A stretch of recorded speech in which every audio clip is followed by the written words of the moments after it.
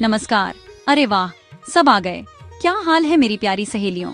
मैं हूँ आपकी अपनी, और आज का विषय बहुत ही खास है, एकदम दिल के करीब। देखो जी, सावन का महीना आ गया है। हर तरफ हरियाली, झूले और भोलेनाथ के जयकारे। ये महीना है भक्ति का, प्रेम का, और खासकर हम शादीशुदा महिलाओं के लिए तो ये महीना बहुत ही स्पेशल होता है।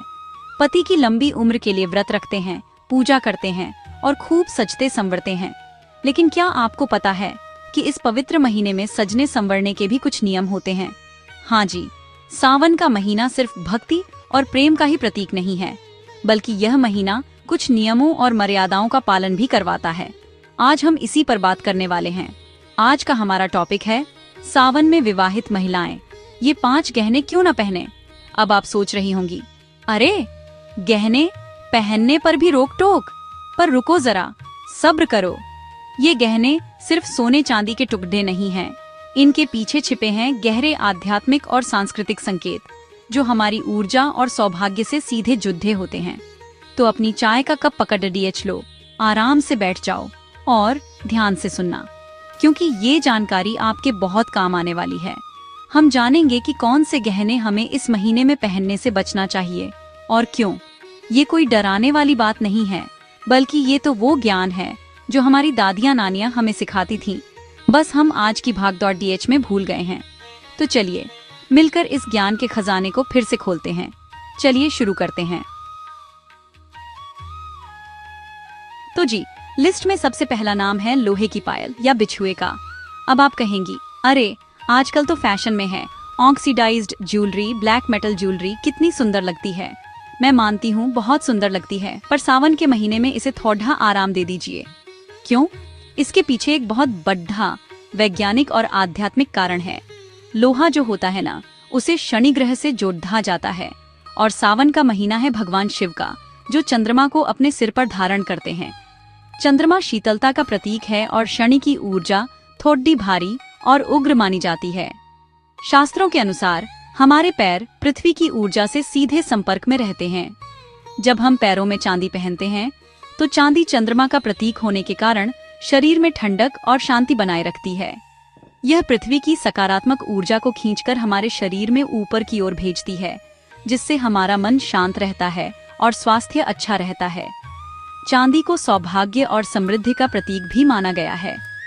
यह हमारे शरीर के हार्मोनल बैलेंस को भी ठीक रखती है। खासकर महिलाओं के लिए तो यह बहुत ही फायदेमंद है। अब सोचिए, अगर हम चांदी की जगह लोहा पहन लें तो क्या होगा। लोहा, जिसकी प्रकृति गर्म और भारी होती है, वो पृथ्वी की ऊर्जा को सही तरीके से हमारे शरीर तक नहीं पहुंचने देता। यह एक तरह का एनर्जी ब्लॉकेज बना देता है। सावन के महीने में जब चारों तरफ इतनी दिव्य और सकारात्मक ऊर्जा बह रही होती है, हम क्यों अपने लिए एक रुकावट पैदा करें। यह हमारे शरीर के चुंबकीय क्षेत्र यानी ऑरा को भी प्रभावित करता है, जिससे चिंतापन या बेचैनी महसूस हो सकती है। तो फिर उपाय क्या है?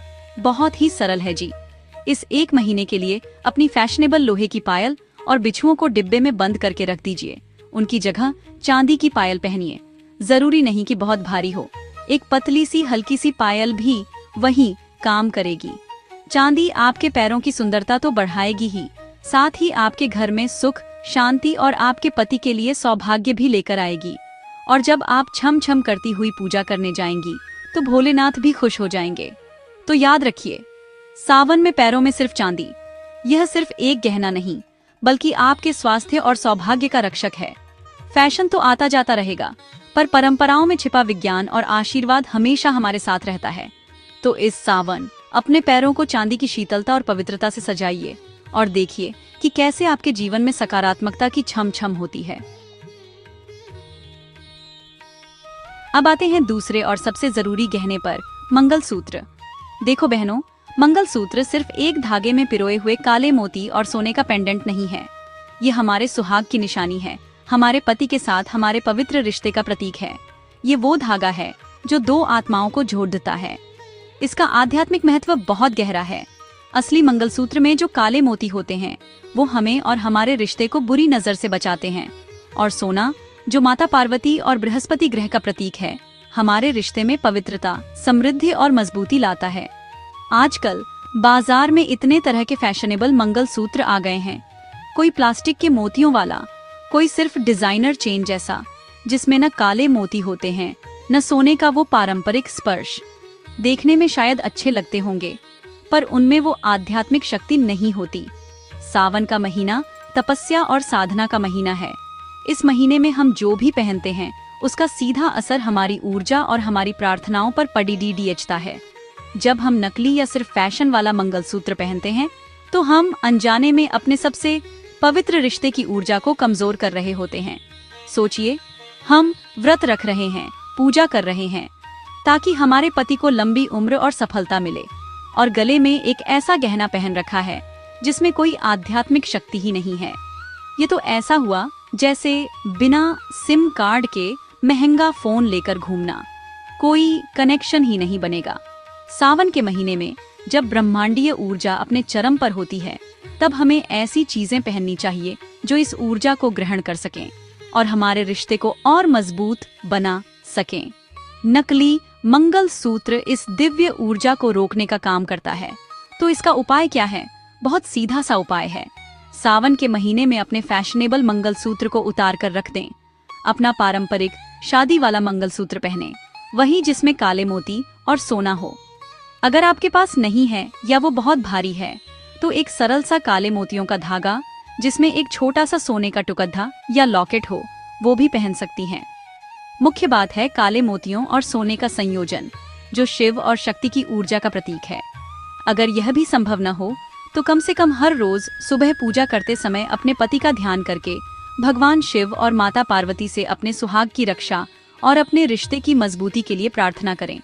पर कोशिश यही करें कि गले में सुहाग का असली प्रतीक ही धारण करें, क्योंकि मंगलसूत्र सिर्फ एक गहना नहीं, यह एक कवच है, एक आशीर्वाद है। और सावन में इस कवच को और भी शक्तिशाली बनाना चाहिए, कमजोर नहीं। चलिए अब बात करते हैं तीसरे नियम की, जो रंग से जुड़ा है, और वो रंग है काला। हाँ जी, सावन के पवित्र महीने में काले रंग के गहने, काले धागे या फिर काली बिंदी लगाने से बचने को कहा जाता है। अब आप कहेंगी, अरे काला रंग तो नजर से बचाता है, हम तो बच्चों को भी काला टीका लगाते हैं। आपकी बात बिल्कुल सही है, पर हर चीज का एक समय और एक स्थान होता है।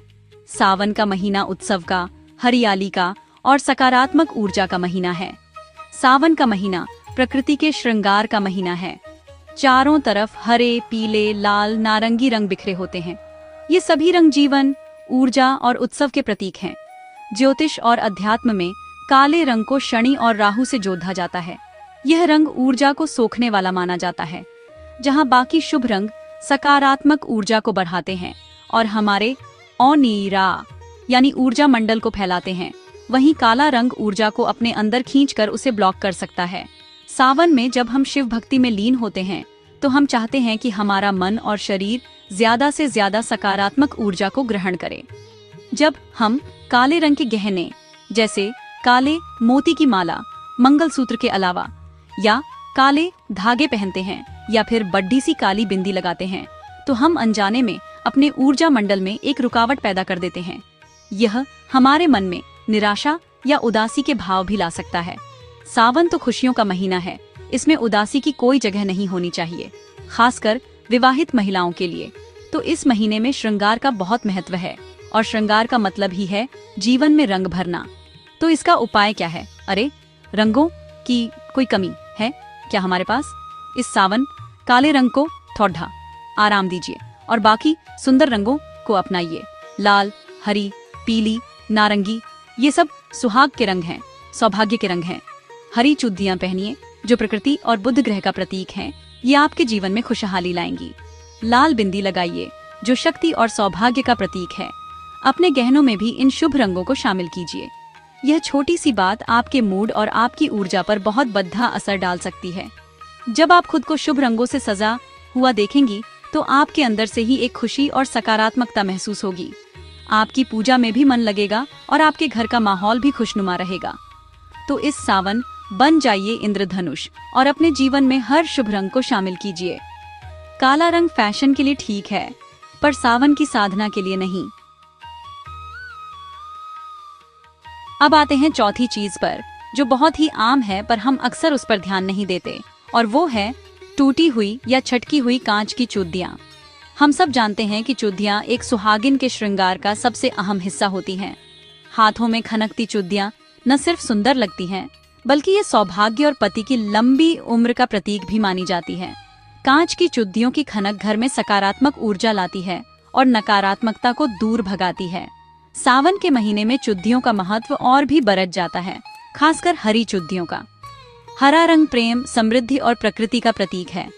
जब हम सावन में हरी चूड़ियां पहनते हैं तो हम प्रकृति के साथ एक हो जाते हैं और भगवान शिव और माता पार्वती का आशीर्वाद प्राप्त करते हैं।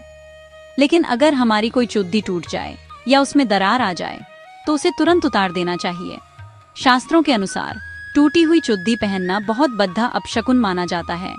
टूटी हुई कोई भी चीज, चाहे वो शीशा हो, मूर्ति हो या चूड़ी, वो एक खंडित ऊर्जा का प्रतीक होती है। ये सौभाग्य में कमी और आने वाले किसी संकट का संकेत हो सकती है। सावन जैसे पवित्र महीने में जब हम हर छोटी बड़ी चीज का ध्यान रखकर अपने परिवार की खुशहाली के लिए प्रार्थना कर रहे होते हैं, तब ऐसी खंडित चीज को अपने शरीर पर धारण करना बिल्कुल भी ठीक नहीं है। यह हमारी प्रार्थनाओं की ऊर्जा को भी खंडित कर सकती है। इसका उपाय क्या है? बहुत ही सरल और सुंदर उपाय है। सबसे पहले तो जैसे ही कोई चूड़ी चटके या टूटे, उसे तुरंत अपने हाथ से उतार दें और घर से बाहर फेंक दें। उसे घर में संभाल कर न रखें। और सावन के महीने में एक नियम बना लें। हर सोमवार जब आप शिव जी की पूजा के लिए तैयार हों तो अपने हाथों में कुछ नई चूड़ियां जरूर पहनें। जरूरी नहीं कि आप हर बार पूरा सेट बदलें, पर 2-4 नई चूड़ियां शामिल करने से आपके सौभाग्य में लगातार वृद्धि होती है। ये एक छोटा सा नियम आपके जीवन में बड़ी खुशियां ला सकता है। नई चूड़ियों की खनक आपके मन को प्रसन्न रखेगी और आपके घर में एक सकारात्मक माहौल बनाएगी। यह भगवान शिव और माता पार्वती को भी प्रसन्न करने का एक तरीका है कि आप अपने सुहाग के प्रतीकों का कितना सम्मान करती हैं। तो इस सावन अपने हाथों को टूटी नहीं बल्कि नई और खनकती चूड़ियों से सजाइए और अपने सौभाग्य को हमेशा बनाए रखिए। और अब आते हैं हमारी लिस्ट की 5वीं और आखिरी चीज पर, नाक की नथ। खासकर अगर वो बहुत भारी हो या सिर्फ सोने की हो। नथ पहनना हमारी परंपरा का एक बहुत ही सुंदर हिस्सा है। यह एक महिला के चेहरे की सुंदरता को कई गुना बढ़ा देती है। खासकर शादी ब्याह और त्योहारों पर तो नथ के बिना श्रृंगार अधूरा सा लगता है। पर सावन के महीने में, खासकर जब आप व्रत और साधना कर रही हों, तो बहुत भारी नथ पहनने से बचने की सलाह दी जाती है। इसके पीछे का कारण हमारे शरीर की प्राण ऊर्जा से जुड़ा है। योग और आयुर्वेद के अनुसार हमारी नाक सिर्फ सांस लेने का अंग नहीं है, बल्कि यह प्राण ऊर्जा के शरीर में प्रवेश का मुख्य द्वार है। हमारी बाईं नासिका चंद्र नाद्धि इद्दा और दाईं नासिका सूर्य नाद्धि पिंगला से जुड़ी होती है। इन दोनों के संतुलन से ही हमारा शारीरिक और मानसिक स्वास्थ्य बना रहता है। जब हम नाक में कोई गहना पहनते हैं तो वो इन ऊर्जा केंद्रों को प्रभावित करता है।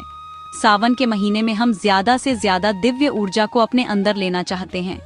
एक बहुत भारी नथ, खासकर अगर वो सिर्फ सोने की बनी हो जिसकी तासीर गर्म होती है, तो वो हमारी सांस लेने की प्रक्रिया में और प्राण ऊर्जा के प्रवाह में एक सूक्ष्म बाधा बन सकती है।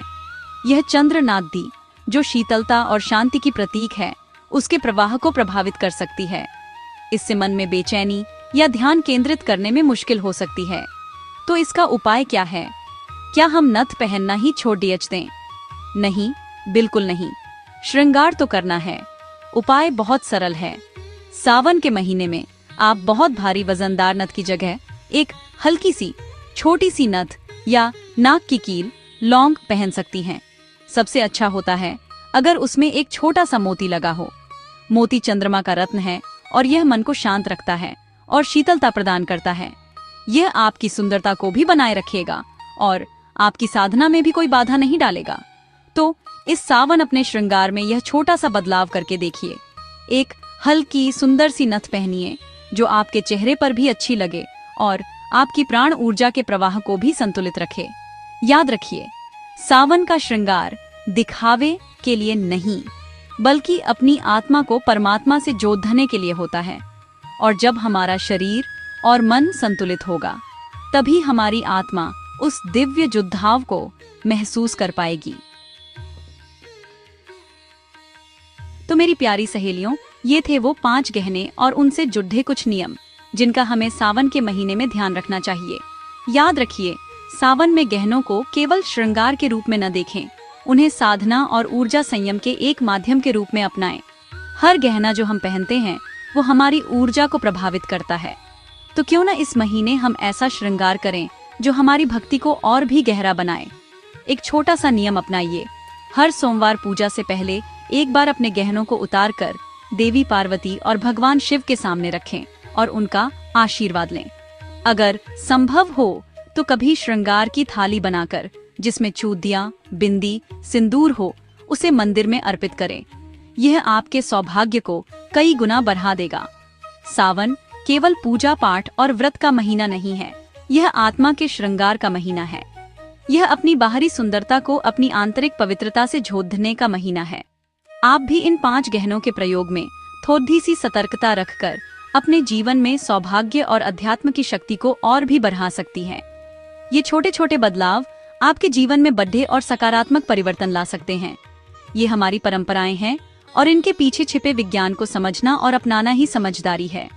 अगर यह जानकारी आपको उपयोगी लगी हो, अगर आपको लगा हो कि आज आपने कुछ नया और महत्वपूर्ण सीखा है, तो कमेंट करके हर हर महादेव जरूर लिखिए। आपके कमेंट्स पढ़कर मुझे बहुत खुशी होती है और ऐसी ही रोचक और गहराई से भरी जानकारी पाने के लिए जो हमारे जीवन को बेहतर बना सकती है, हमारे चैनल गुरबानी लाइफ को सब्सक्राइब करना बिल्कुल मत भूलिएगा। सावन में सजिए मगर समझदारी से। भगवान शिव आप सब पर अपनी कृपा बनाए रखें। हर हर महादेव।